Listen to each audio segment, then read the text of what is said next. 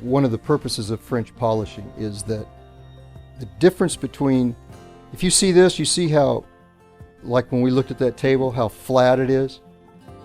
There's just a coating on it. There's no depth to the wood. Once this has become French polish, it's three-dimensional. It's like you're looking in a river and you're seeing the pebbles underneath. Oh, wow. It becomes deep and colors enhance.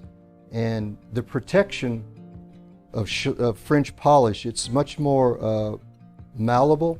So when temperature changes and all of that, it moves, it becomes part of it's part of the wood. You see how those little grains are? Mm-hmm. Those are not filled. Right.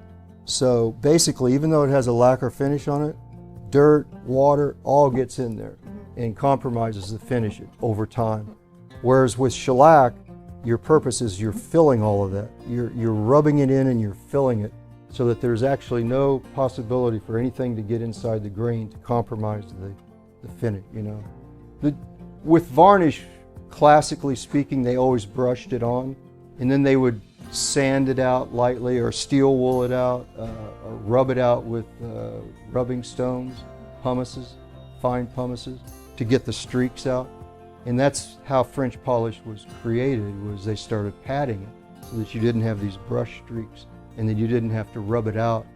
And plus it gave, I mean, if you can imagine just polishing anything is continual, you know, rubbing. I mean, if you polish a stone, if you want to get marble, you have to use different grades as you go up, all the way up to 800 paper, wet paper, and you're just polishing and polishing until the crystals of the marble pop out at you. And basically, it's the same with French polish. The more you're rubbing, the more you're putting on, the shinier it gets.